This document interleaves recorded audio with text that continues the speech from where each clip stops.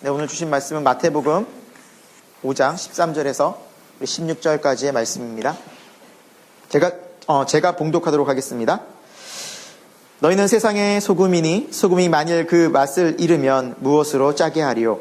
후에는 아무 쓸데없어 다만 밖에 버려져 사람에게 밟힐 뿐이니라. 너희는 세상의 빛이라. 산 위에 있는 동네가 숨겨지지 못할 것이요. 사람이 등불을 켜서 말 아래에 두지 아니하고 등경 위에 두나니 이러므로 집안 모든 사람에게 비치느니라. 이같이 너희 빛이 사람 앞에 비치게 하여 그들로 너희 착한 행실을 보고 하늘에 계신 너희 아버지께 영광을 돌리게 하라. 아멘. 네, 오늘 주신 말씀을 가지고 세상에 꼭 필요한 사람, 세상에 꼭 필요한 사람이라는 제목으로 함께 하나님 말씀을 우리 듣도록 하겠습니다. 여러분, 신약 시대의 소금의 용도는 굉장히 귀하고 또 이 소금이 심지어 신약 시대 당시 지중해를 차지하고 있던 로마에서는 로마의 군인들에게 월급으로 주어졌던 것이 바로 이 소금이라고 합니다. 소금의 별명이 있었다고 합니다. 소금은 신들의 선물이라는 소금의 별명이 있었는데요. 당시 군인들에게 주었던 그 소금이 셀러리움이라는 단어를 썼는데 여기에서 파생된 단어가 셀러리, 봉급이라는 단어라고 합니다. 그러니까 그만큼 우리가 살아가면서 꼭 필요한, 매우 중요한, 그래서 당시는 거의 소금이 금처럼, 황금처럼 소중한 그런 시기였다고 합니다. 오늘날에도 소금이 굉장히 유용하게 쓰이더라고요. 제가 찾아보니까 식품에는 말할 것도 없고 잘 알다시피 우리가 음식할 때 쓰잖아요. 맛을 내고 또 부패를 방지하고 또 이 소금이 우리 몸에 들어가면 해독작용, 살균작용을 돕는다고 합니다. 그래서 우리 몸은 소금이 반드시 필요하다고 합니다. 근데 공업용으로 꽤 많이 쓰인다고 합니다. 이 소금이 합성연료, 또 비누, 합성고무, 석유정제, 화학약품 제조에 반드시 소금이 들어간다. 그래서 공업용 소금이 우리 식용보다 훨씬 더 많이 쓰인다고 합니다. 그리고 의료용으로도 쓰이는데요. 우리 병원에 가면 링거 맞죠? 링거에는 1리터당 약 9g의 소금이 포함되어져 있다고 합니다. 소금이 들어간 그 식염수를 우리가 맡고 있습니다. 건설용으로도 공장에서 건설 때 쓰는 건축 자재 또 연결 부분에 이 벌레가 침투하는 것을 막기 위해서 부식을 방지하기 위해서 이 소금이 반드시 또 필요하다고 합니다. 뿐만 아니라 농축산 이런 다양한 곳에서 이 소금이 없어서는 안 되는 우리 생활 속에서 매우 귀한 것이 소금입니다.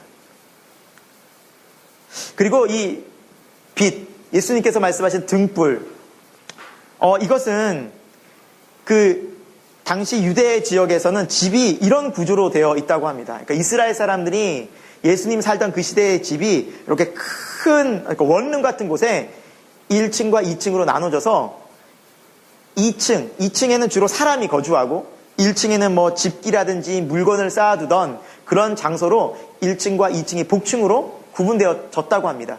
그래서 주로 큰 문이 하나 있고 창문이 하나 있고 그렇게 흙으로 이렇게 지어진 집이었는데요. 저녁이 되고 밤이 되면 이 문을 다 잠그고 빗장을 걸어둬서 밖에서 들어오지 못하도록. 그래서 외부와 철저히 빛이 들어오지 못하는. 그러니까 방 안에 등불이 반드시 있어야 했다고 합니다. 등불이 없으면 캄캄해서 집안에서 무슨 일이 벌어지는지, 물건이 어디에 있는지, 어디로 가야 할지를 전혀 알 수 없는 상태였다고 합니다. 그리고 밤에 잘 때에도 이스라엘 사람들은 등을 켜놓고 잤다고 합니다. 그래서 갑자기 사람이 아플 수도 있고 갑자기 물건을 찾을 때 그 등불로 가는 것을 구별하고 급한 일이 생겼을 때 그 등불 때문에 사물을 잘 판단할 수 있었다고 합니다. 그래서 이스라엘에는 등불이 꺼진 집이 있다면 그 집은 사람이 문제가 있거나 아니면 아프거나 아니면 사람이 살지 않거나, 그러니까 밤사이에 집에 불이 꺼져 있다면 그 집은 문제가 있는 집, 사람이 살지 않는 집이라고 간주했다고 합니다. 그러니까 이 등불, 이 이스라엘 당시에는 굉장히 유용하고 없어서는 안 되는 매우 귀한 그런 빛이었다고 하는 것이죠. 오늘날은 우리도 똑같죠. 집에 들어가면, 밤에 들어가면 제일 먼저 우리는 하는 일이 있죠. 어두운 방에 불을 먼저 켜고 생활하죠. 예수님께서 오늘 말씀에 너희는 소금이다, 너희는 빛이다 라는 말씀을 하신 이유는 저는 그렇다고 봅니다. 꼭 필요한 사람이다. 소금과 빛이 지금도 정말 필요하지만 예수님 당시에는 이 소금과 빛은 절대 없어서는 생활 자체가 안 되는 매우 중요한, 삶의 모든 부분에 있어서 가장 중요한 것이 이 소금과 빛이었는데, 지금도 우리가 그렇게 소중한 것을 알고 있듯이 우리를 향해서 너희는 소금이다, 빛이다라는 것은 우리가 너무나도 소중한, 꼭 필요한 존재라는 것을 주님은 말씀하고 싶으셨다는 것입니다. 우리가 지난달에 계속해서 살펴봤듯이 예수님을 믿는다라는 것, 예수님을 믿을 때 누가 찾아오십니까? 성령님이 충만히 임재하시죠. 이제. 예수님을 알게도 하시고 믿기도 하시는 분은 성령님이십니다. 우리 안에 성령이 오시는 것은 우리 안에 새로운 심령이 되었다. 우리가 그것을 살펴봤죠. 우리가 새로운 심령이 되고 변화된 새 마음을 입고 살아가는 것이 예수님을 믿는 삶이라는 것이죠. 그 연장선에서 우리는 이제 예수님께서 빛과 소금이다라고 말씀하시는데, 우리가 과연 어떤 존재인지 우리 말씀 속에서 좀 살펴보려고 합니다.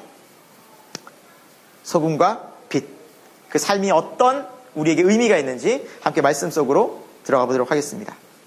첫 번째, 크리스찬은 이미 변화된 존재다라는 것이 매우 중요한 포인트입니다.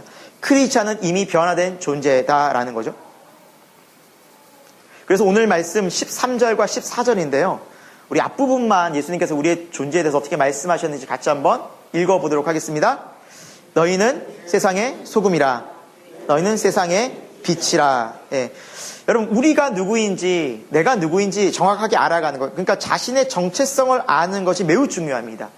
왜냐하면 자신이 어떤 사람인지 또 어떤 존재인지에 정확한 의식이 없으면 우리는 삶을 낭비할 수 있고요, 허비할 수 있고요, 후회하는 삶을 살 수밖에 없다라는 것이죠.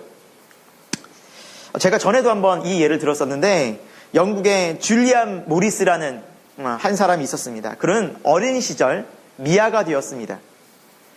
그래서 삶을 구걸하는 인생을 살았죠.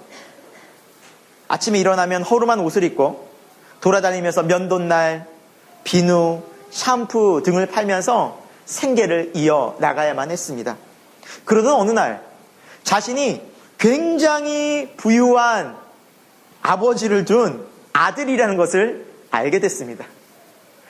그래서 그 아버지의 유산을 물려받게 되었습니다. 졸지에 너무 부자가 된 거예요. 하루아침. 그러니까 이제는 더 이상 이렇게 면도날 팔러 다닐 일도 없고 샴푸를 더 이상 팔 필요도 없는데, 근데 놀라운 것은 이 줄리안 모리스는 단 1년에 한두 번쯤 파리나 유럽의 정말 휴양지로 여행을 떠나고 한 달에 한 번 정도 리무진을 타고 고급 레스토랑에서 식사만 했지, 매일매일의 삶은 허름한 옷을 입고 샴푸를 팔러 다니고 집집마다 방문해서 비누를 팔러 다녔다고 합니다. 그러니까 정말 부자인데 삶은, 살아가는 실제 삶은 굉장히 가난한, 그래서 그의 눈빛이나 그의 행동이나 그의 모습은 영락없는 거지였던 것이죠. 그러나 실제로는 너무나 부유한 부자였어요. 그래서 리치 푸어라는 별명이 붙었다고 합니다. 여러분 어떻습니까? 여러분이었다면 나는 다를 텐데 라고 생각하실 수도 있고, 나는 저러지 않을 텐데, 참 안타까운 모습으로 이 사람의 이야기를 들었을 수도 있습니다. 저는 이 이야기를 통해서 이 리치 푸어가 영적으로도 우리 그리스도인들에게도 그럴 수 있지 않을까라는 생각을 해보았습니다. 하나님의 자녀로 하나님의 놀라운 특권과 권세, 하나님의 이름을 영접하고 그 이름을 믿는 자들에게는 하나님의 자녀가 되는 놀라운 권세를 주셨다고 했는데, 그 권세는 뭔지도 모르고 우리는 다 이 세상 속에서 무기력하게 매일매일의 생활 속에 힘들게, 그러다 어쩌다 한두 번씩 은혜 받고 그것으로 만족하면서 살아가고 있지는 않는지, 영적인 리치 푸어가 아닌지라는 생각을 해 보았습니다. 여러분, 하나님을 믿는다는 것은 우리 안에 성령님이 함께 한다는 삶이죠. 성령님이 하시는 일은 매일매일 우리가 하나님 안에서 거룩하고 하나님 안에서 기뻐하고 하나님 안에서 매일매일 감사하는 삶. 그래서 말씀에도 있죠. 항상 기뻐하라, 쉬지 말고 기도하라, 범사에 감사하라. 이것은 그리스도 예수 안에서 너희를 향하신 하나님의 뜻이니라. 하나님은 우리가 이렇게 살기를 원하세요. 매일매일 기뻐하기를 원하세요. 매일매일 범사에 감사하기를 원하세요. 그리고 늘 기도하면서 하나님과 교제하기를 원하세요. 그러나 우리는 그렇게 살지 못하고 이 놀라운 특권을 누리지 못하고 살아가는 영적인 리치푸어가 아닌가라는 생각을 해봅니다. 우리의 존재는 변화되었다는 것이죠. 성경은 우리에게 우리가 변화된 존재라는 것을 매우 강조하고 있다는 것이죠. 고린도후서 5장 17절 말씀을 우리 한번 같이 읽어보겠습니다. 그런즉 누구든지 그리스도 안에 있으면 새로운 피조물이라. 이전 것은 지나갔으니 보라 새 것이 되었도다. 아멘. 옆에 분들이 한번 인사하시죠. 당신은 새 사람이 되었습니다. 한번 인사할까요? 당신은 새 사람이 되었습니다. 예, 여러분 새 사람이에요. 전의 사람이 아니라는 거죠. 지나간 옛 모습을 돌이켜보면서 거기에 젖어서 그 습관대로 살 필요가 전혀 없는 예수 안에서는 새로운 인생, 거듭난 인생이 펼쳐졌다라는 것입니다. 그래서 예수님께서는 오늘 이렇게 말씀을 하십니다. 너희는 세상의 빛이라. 빛이 되라고 말씀하지 않으셨다라는 것이죠. 너희는 세상의 소금이 되라고 말씀하지 않으시고 너희는 세상의 소금이라. 여러분, 우리가 빛으로서 소금으로서 역할을 감당할 수 있다라는 것이죠. 어떻게요? 이제 순종할 때, 성령 따라 순종할 때, 말씀 따라 순종할 때, 그 하나님의 자녀의 특권과 권세를 누리며 살아갈 수 있다라는 것입니다. 여러분, 우리는 변화되었습니다. 여러분, 이것을 기억하시고 변화된 존재라는 것을 항상 기억하시고 나는 그리스도 안에서 새롭게 바뀌었구나, 성령이 나를 새롭게 이끌어 가시겠구나, 그것이 우리의 존재, 변화라는 것을 기억하시고 살아가는 저와 여러분이 됐으면 좋겠습니다. 두 번째, 존재의 목적을 잃어버리면 존재의 가치가 없어집니다. 여러분, 뭐든지 그렇습니다.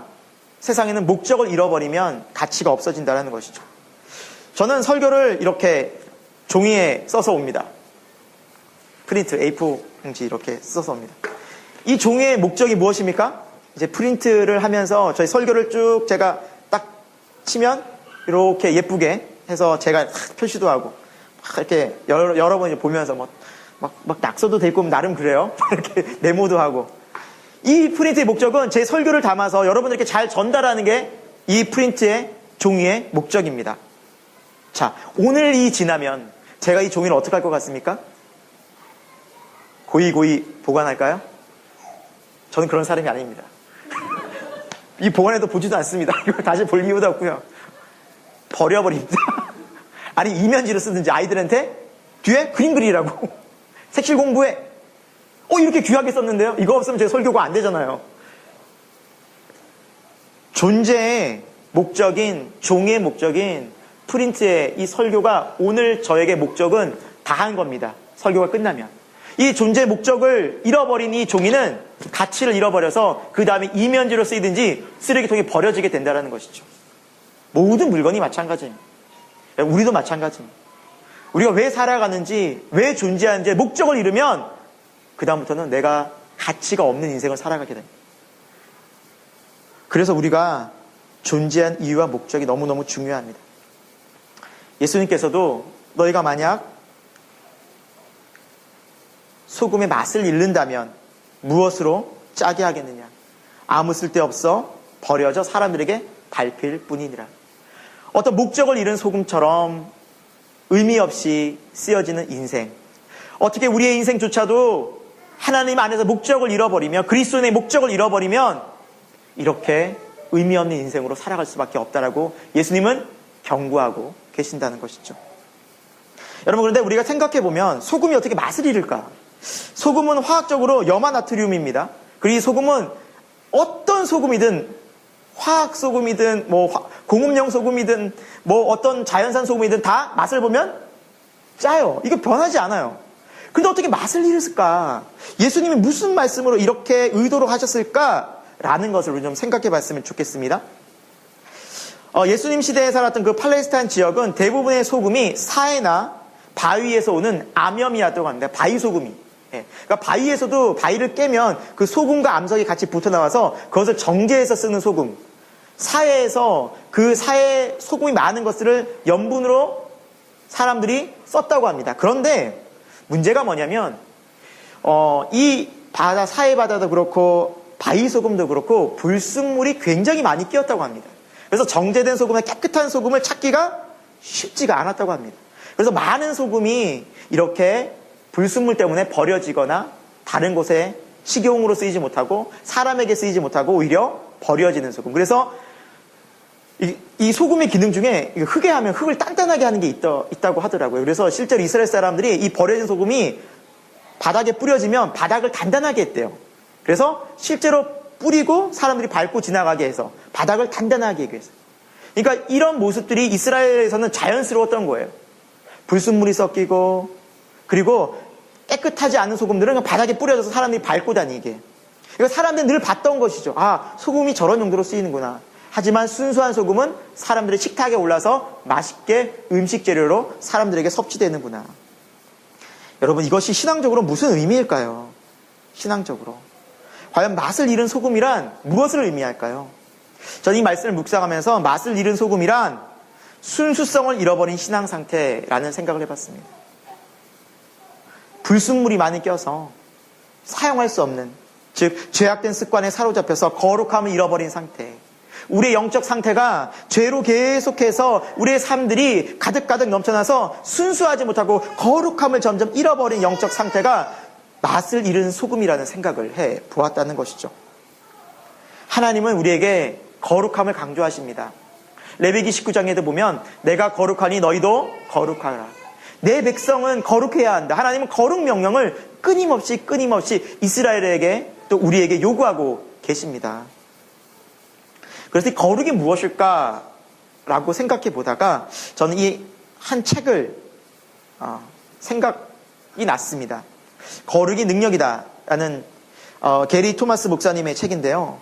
이 목사님은 이 책에서 이 거룩을 이렇게 정의하고 있더라고요. 참 마음에 와닿는 정의였습니다. 거룩이란 하지 않아야 할 일들의 목록을 만드는 것이 아니라 넘치도록 쏟아지는 영광의 물벼락에 흠뻑 잠겨서 열정적으로 그리스도를 닮아가는 일이다.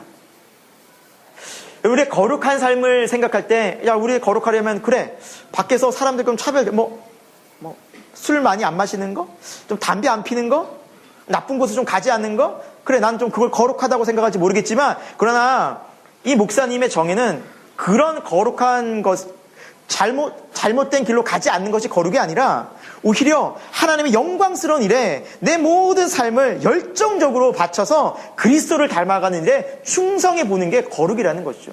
그럼 내 삶이 그것에서 거룩한 영성을 경험한다는 것이죠. 참 와닿는 정의라고 생각해 보았습니다. 여러분, 성도는 거룩할 성 무리도자를 써서 거룩한 무리가 성도라는 것이죠.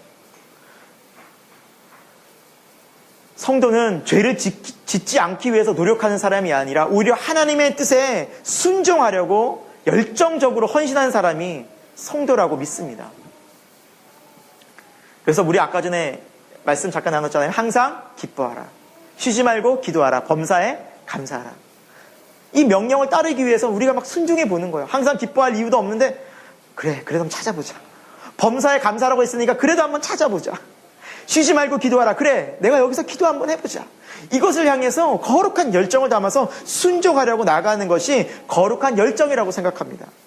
마찬가지예요. 그런 면에서 성경을 찾아보니까 너무나 우리에게 요구하시는, 말씀하시는 명령이 정말 열정을 담아서 하라고 하시는 것들이 많더라고요. 여러분, 용서하기가 쉽습니까? 어렵죠. 예수님께서 용서를 몇 번 하라고 말씀하셨습니까? 베드로가 7번 하면 예수님 만족하시겠습니까? 하고 예수님에게 묻죠. 그때 예수님 뭐라고 말씀하십니까? 아니다. 70번씩 7번 하라. 그럼 몇 번이에요? 490번이에요? 아니죠. 이 의미는 끊임없이 용서해 주라는 거예요. 너희가 살아가면서 내 사랑을 입은 제자야? 하나님의 백성이야? 계속 용서해 줘. 끊임없이 용서해줘. 왜? 내가 너희를 그렇게 용서하고 있거든.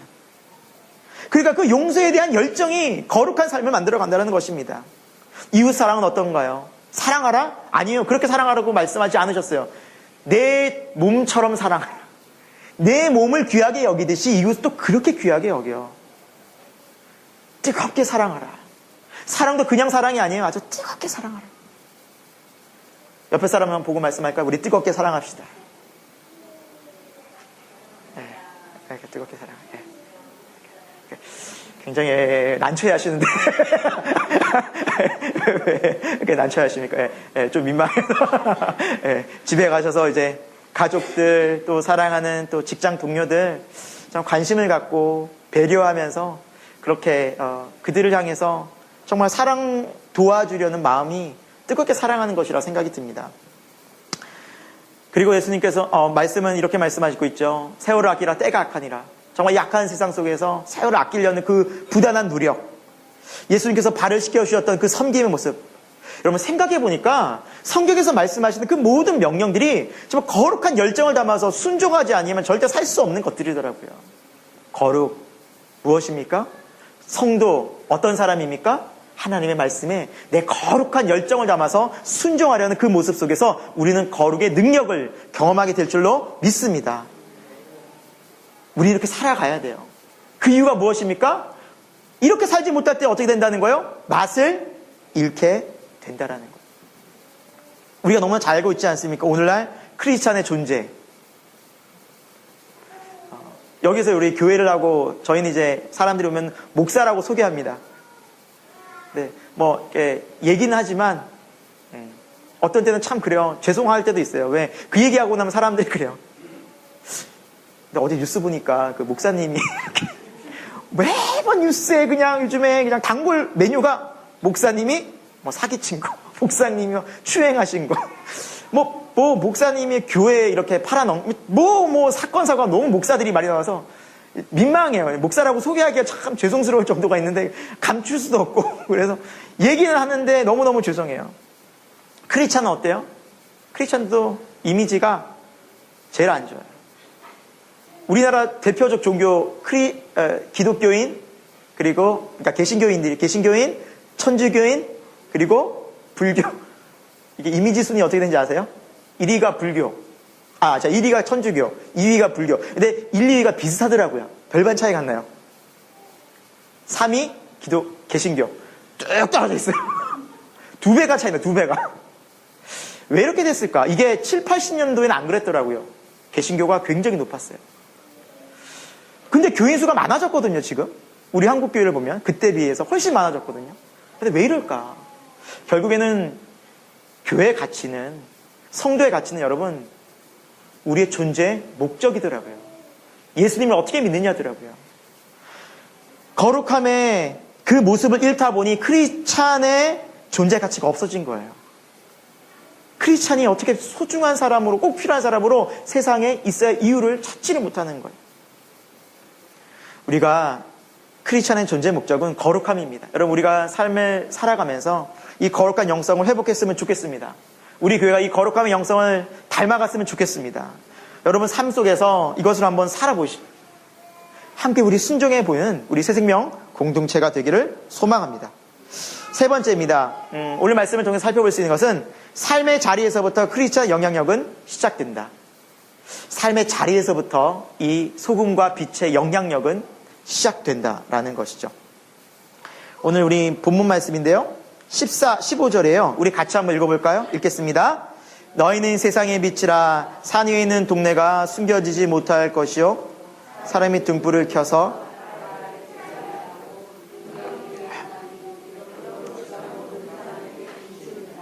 아멘. 너희는 세상의 빛이라. 예수님께서 우리에게 빛이라. 너희는 이 등불, 이 빛이 등불인데 그 당시에 등불을 켜면 동네가 숨겨지지도 못하고 또 이 등불을 이렇게 높은 곳에서 사람들이 다 비치게 한다는 이 등불은 이것입니다. 어때요, 여러분? 예수님 시대 등불이 이렇게 생겼대요. 엄청 막 밝은 것도 아니었어요. 그냥 방 하나 비칠 정도? 그것도 밟지도 않아요. 요 근처는 밟지만 저 멀리는 되게 희미할 수 있는 미미한 영향력 같아요. 그런데 이 등불을 켜라는 거예요. 작지만 우리의 삶의 자리에서 이 작은 등불이라도 켜라는 거예요. 하나님은 광대한 빛을 비추어가지고 세상을 비추라고 말씀하신 게 아니라 우리가 삶의 자리에서 작은 부분이지만 이 작은 등불을 켜서 그것을 사람들에게 보여주라는 거예요. 사람 앞에 나타내라는 거예요. 여러분, 산 위의 동네가 숨겨지지 못한다고 그러는데 이런 등불이 여러 개가 있을 때 수 킬로미터 떨어진 곳에서도 깜깜한 밤이라면 다 보일 것입니다. 찾아올 수 있습니다. 우리가 비록 연약하지만 우리 교회가 몇 명 안 되지만 그래도 우리가 등불을 켤 때 우리 주변에서 이 등불을 보고 전 찾아오리라 믿습니다. 세상이 깜깜하고 어둡고 하나님을 알고 싶어하는 사람들이 있다면 그 등불을 보고 찾아온다라는 것이죠. 우리가 그런 사람이, 우리가 그런 등불이 되었다고 주님은 선포하고 계십니다. 소금도 그렇고 여러분, 이 등불도 그렇고 타는 원리는 전 비슷하다고 봅니다. 소금은 녹아야 돼요. 등불은 심지가 타고 기름이 계속해서 타들어가고 사라져야 돼요. 그러니까 뭔가 희생이 필요한 거예요. 소금도 녹아지듯이 등불도 계속 그 심지가 타듯이 희생이 필요하다는 것이죠. 그러니까 우리가 희생을, 하나님 말씀을 듣고 섬김과 희생을 따라서 살아갈 때 이 등불과 소금의 역할을 할 수 있다고 생각이 듭니다. 일본에 한 크리스찬 여성이 있었습니다. 그녀는 교사로 오랜 시간 일하다가 결핵이 걸리고 맙니다. 그러다 보니 이 몸이 안 좋다 보니 제대로 선생님으로서의 일들을 하지 못해서 시골로, 조용한 시골로 가서 살게 됩니다. 남편의 그 월급이 너무 적다 보니 작은 구멍가게를 열어서 이제 가게를 하기 시작합니다. 그런데 자기가 이제 크리스찬이다 보니까 항상 정직하고 또 최대한 친절하고 배려하면서 사람들의 선한 이웃이 되면서 이 장사를 시작을 했습니다. 그런데 사람들이 너무 친절하고 또 이렇게 배려심 많은 이 여주인을 계속 찾아오는 거예요. 다른 가게 안 가고 이왕이면 이 가게 오는 거예요. 그러다가 점점 더 가게가 번창을 했어요. 그래서 많은 물건들이 큰 트럭으로 이제 오기 시작했어요. 점점 바빠지기 시작했죠. 돈은 잘 벌기 시작했죠. 신나게 장사를 하고 있는데 나의 행복은 다른 사람의 불행일 수 있잖아요. 그러니까 남편이 어느 날 이 얘기를 하는 거예요. 여보, 우리가 장사가 잘 되는 건 좋은데 우리 가게 때문에 다른 가게들이 장사가 안 된대요. 이러다 모든 손님들이 우리 가게 오면 다른 가게들 문 닫는 거 아니야? 약간 농담 반 진담 반으로 이런 이야기를 했다고 합니다. 그때 이 여인은 마음에 선한 부담감을 느낍니다. 내가 크리스찬으로서 나만 잘 되는 것이 하나님의 선한 뜻은 아닐 것 같다. 주님은 나눠주고 섬기라고 했는데 내가 어떻게 하면 좋을까 하다가 이런 방안을 냈다고 합니다. 물건의 개수를 줄였다고 합니다. 심지어는 어떤 물건은 팔지 않았다고 합니다. 손님들이 와서 이 물건 안 팔아요?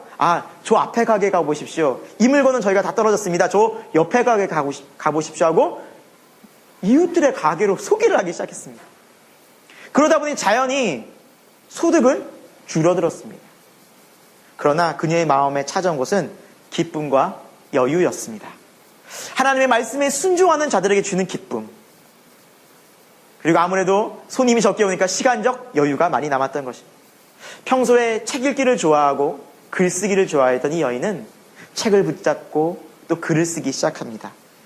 그렇게 많은 시간, 오랜 시간을 걸리지 않아 이 여인은 빙점이라는 소설을 발표하는데요. 이 빙점이라는 소설로 그녀는 노벨 문학상을 타게 됩니다. 이 여인이 바로 일본의 대표적인 크리스찬 여성 미우라 아야코 여사입니다. 그녀가 이웃을 배려하기 시작했을 때, 그녀가 다른 사람을 생각하기 시작했을 때 그녀는 새로운 하나님의 은혜 속에서 길을 발견할 수 있었다라는 것이죠.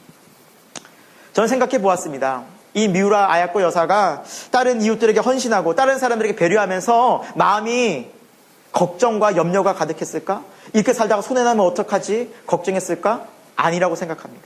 오히려 하나님께서 주시는 기쁨, 하나님께서 주시는 여유, 하나님께서 주시는 감사한 마음을 가지고 더 하나님을 위해서 창의적으로 거룩한 열정을 담아서 그는 더 하나님이 주신 그 달란트에 집중하는 거룩한 삶을 살 수 있었다라는 것이죠. 오히려 그녀가 배려했기 때문에, 이웃을 생각했기 때문에 그녀에게는 새로운 인생, 하나님이 주신 거룩한 삶이 펼쳐졌다라는 것이죠. 사랑하는 여러분, 우리가 남을 위해서 헌신하고 남을 위해 희생하고 때로는 빛과 소금으로 살아가는 것이 정말 손해나는 것처럼 보이지만 하나님은 그런 삶들을 통해서 우리에게 더 복된, 더 귀한, 더 존귀한 하나님께 영광 돌리는 삶을 예비해 놓고 계신다는 사실을 잊지 마시기 바랍니다. 하나님은 우리에게 이렇게 약속하셨습니다. 우리가 이런 삶을 살면 내가 너를 이렇게 변화시켜 주리라. 우리 16절 말씀인데요. 같이 한번 읽도록 하겠습니다. 이같이 너희 빛이 사람 앞에 비치게 하여 그들로 너희 착한 행실을 보고 하늘에 계신 너희 아버지께 영광을 돌리게 하라. 아멘. 우리가 하나님의 말씀 가운데 소금과 빛으로 살아갈 때에 하나님께 영광 돌리는 삶, 사람들로 하여금 하나님의 영광과 하나님의 살아계심을 보게 되는 삶을 하나님 우리로 살게 하신다는 것입니다. 여러분, 이것이 신앙, 믿음, 생활이라고 믿습니다. 여러분, 우리가 빛을 비칠 때 이것은 우리의 빛이 아닙니다. 예수 그리스도의 빛입니다. 그래서 우리가 주님의 말씀을 순종하고 주님의 말씀을 따라갈 때 예수님의 모습이 우리를 통해서 드러나게 된다는 것입니다.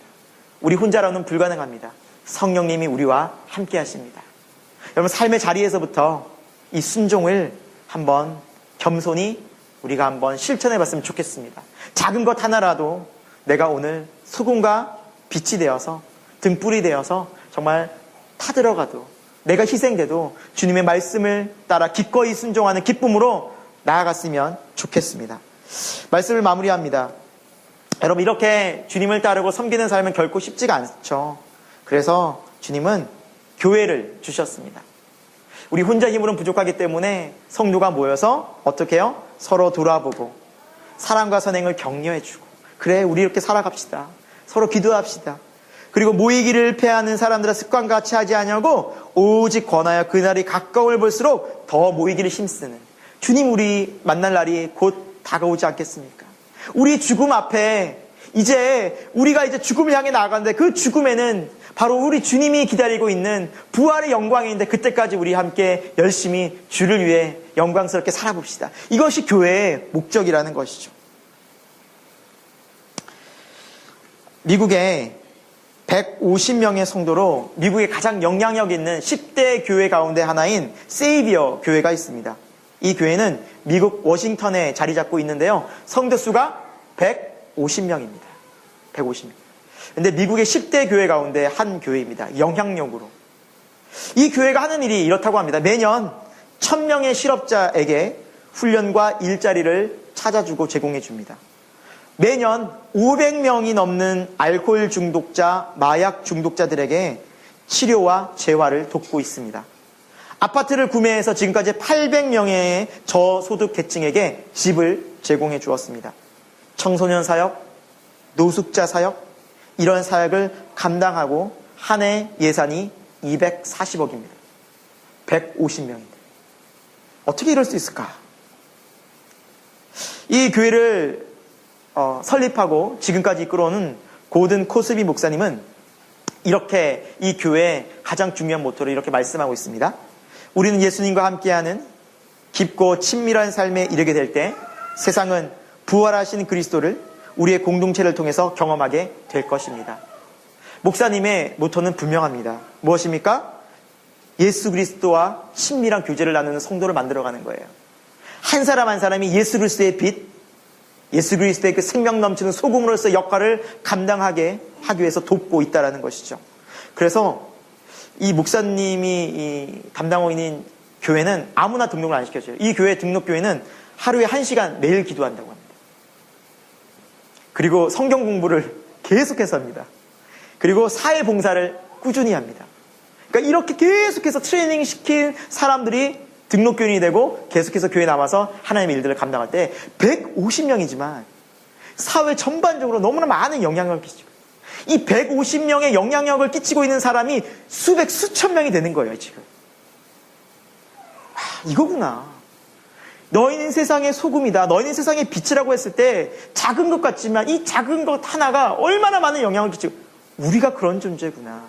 예수님은 우리를 그런 소중한 존재로 이 세상에서 변화시키고 불러주셨구나. 우리가 누구인지 모르고 있었던 거예요. 너무나 모르고 있었던 거예요. 참 도전이 됩니다. 참 감동이 됩니다. 우리 새생명교회도 이 세이비어 교회처럼 정말 한 사람 한 사람이 빛과 소금으로 잘 훈련되어지고 성장되어지고 세워지는 교회가 되기를 소망해 봅니다. 우리 이런 교회를 함께 만들어갔으면 좋겠습니다. 예. 그래서 우리 매주 모여서 성경 공부하고 우리도 정말 봉사해보고 우리도 정말 주님 말씀처럼 우리 얼마나 귀한 복된 존재인지를 세상에서 경험해 갔으면 좋겠습니다. 사랑하는 여러분, 우리는 새생명교회로 하나님이 불러주셨습니다. 각자 사는 곳도 다르고 그리고 각자 성향도 다 다르고 좋아하는 거 다 다르지만 우리에게 주신 하나님의 거룩한 소명, 주님의 부르심 있게 우리는 이곳에서 함께 한 몸을 이루어서 거룩한 교회를 만들어 갈 수 있을 것입니다. 우리 새생명교회에서 이렇게 빛과 소금 되는 저와 여러분이 되기를 축원합니다. 함께 기도하겠습니다. 하나님은 이 세상에서 우리를 거룩하게 부르셔서 새생명교회로 인도해 주셨습니다. 우리가 주님의 말씀처럼 세상의 소금과 빛으로 살아가길 소망합니다. 주님의 말씀을 날마다 듣고 순종하는 믿음을 주옵소서. 하나님 나라가 우리 삶의 중심으로 확고히 자리 잡을 수 있기를 원합니다. 우리 교회가 서로를 위해서 기도하며 선한 일에 한 마음으로 동역하는 교회가 되게 해 주옵소서. 성령께서 충만히 임재하여 주셔서 우리의 마음과 생각을 주장하여 주옵소서. 지금도 살아 역사하시는 예수 그리스도의 존귀하신 이름으로 기도드립니다. 아멘.